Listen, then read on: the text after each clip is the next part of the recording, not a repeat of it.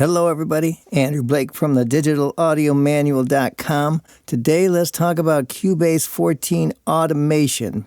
Automation occurs anytime you move a fader or change the setting on a knob, hit the right button in Cubase, and then have those same functions performed without you touching them again. Cubase recreates your moves under the effect of automation. Some of the basic things you do with automation are fairly obvious, but we're typically taught to think about everything as a destination.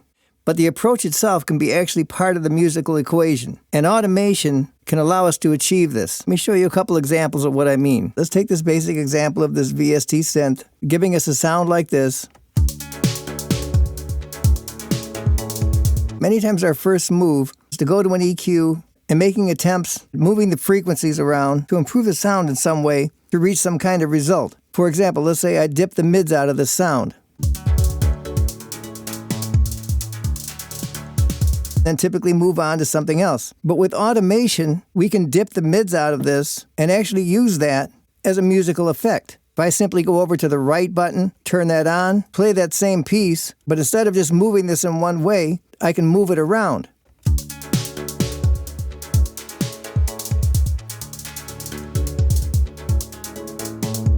Turning off the right button, replaying that same piece, suddenly my simple VST takes on a whole new sonic character.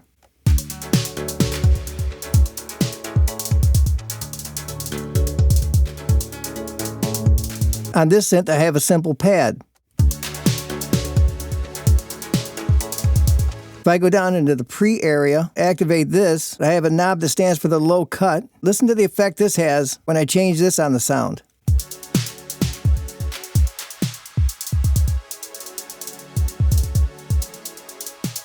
What if I take a simple piano like this, go over to the quick controls, hit the down arrow, search for some of the options to change on this sound. I'll choose the reverb mix. If I move that quick control, come up and turn the right automation on, and then use that as an effect.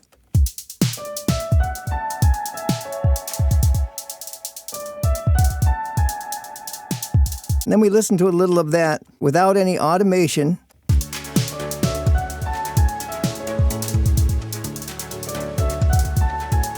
The instruments blend well, all that's in place, but once the automation comes in, listen to how much more everything moves.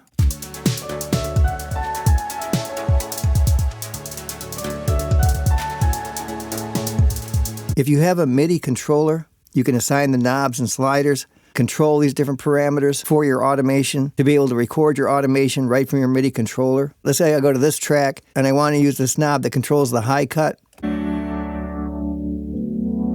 I can go up to the button at the top right that opens up the MIDI mapping assistant. The minute I touch the knob that I want to control, it fills in this area on the right in the mapping assistant. And then if I go down to my controller, put my hands on it and turn one of the knobs, that gets put into this mapping assistant as well. You can hit this button that says apply the mapping, and then you have a permanent link between your controller and that particular parameter. Right now I'm putting my hand on the knob on my controller and turning it, and you can see up in the EQ area that is causing the change on the EQ. If I go and enable the right button, simply play my song, turn the parameter as I do it. It writes that automation right on the track, turn that right button back off, and now when I play it without touching anything, it automatically adjusts that parameter. If I right-click on my tools, go to the zoom tool, and drag over that automation so I can see it, I can now click and drag these points around on the automation, fine-tuning it and making it however I want it. You can have multiple automation lanes on one particular event.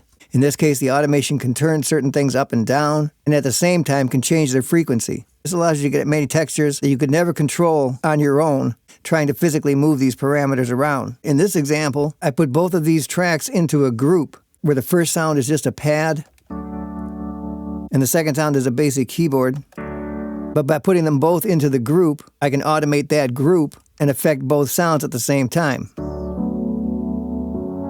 Listen to the difference that makes in these simple chords, and there's no automation being played, as compared to just adding the simple automation.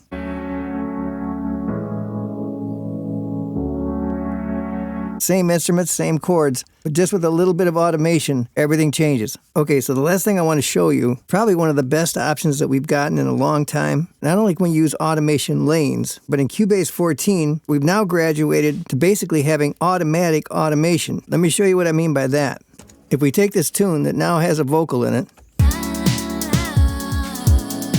right now the vocal is completely dry, and let's say we want to add some reverb to it. Let's go ahead and do that. Going through the typical steps, right-click on the track, tell it to add an effect track to the selected tracks. We can type in reverb. Let's just use the Roomworks reverb, real simple reverb. Add the track. Make some quick adjustments to the reverb itself. Open the track, open the reverb. We're going to turn the mix knob all the way up, turn the reverb time up a little bit. And if we start with the reverb send all the way down and turn it up as the vocalist sings,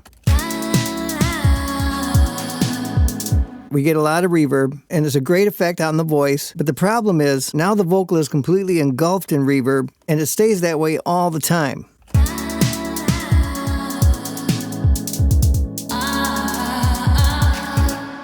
And that's great if we're going for a cavern effect, or we want our singer to sound like she's in the back of a giant arena. But these days, we want that vocal to be a lot more present, and we want to control that reverb so that it does the job of reverb, but basically it gets out of the way when she's singing and only comes up to fill in the empty spaces. This is a much more professional effect by today's standards. And in the past, trying to put everything together to make that happen took quite a bit of routing wizardry to get everything in place. But now if we use some of the options we have with these Cubase modulators, this puts a whole different spin on it. Opening up the lower zone and the tab that says modulators, I'm going to go over to the one that says envelope follower and check on that. And that opens up the envelope follower. And if we play our example and look down on this screen, we're actually going to see a readout of when the vocalist sings.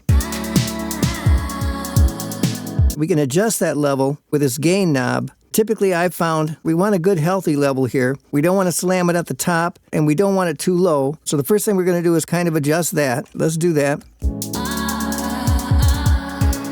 Notice it makes no difference in how the vocal sounds, only what we're seeing on this screen. Now watch what happens if I open up this channel, come down and hit the Add Connection plus sign, go up to my channel, and simply click on the send amount. It now sets up a connection between this knob and the send amount. Now there's a couple things you want to do right away to put this under your control. Hold the control button and click on this modulation depth to reset it to 0, and then use this level knob to set the maximum amount of reverb that you want to hear. Notice that as I turn this, it adjusts the send up here on the reverb channel. I'm going to turn it all the way down. It's turned the send down all the way on the channel. Then I'm going to turn it up to what I want to hear maximum reverb-wise.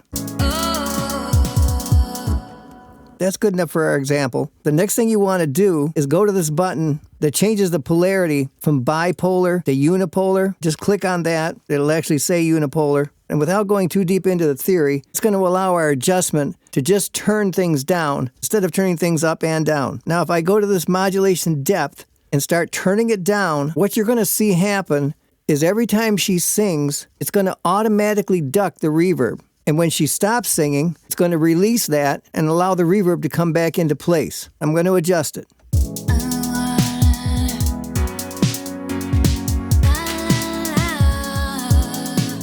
Absolute magic what that does. Watch this sound effect change as she sings.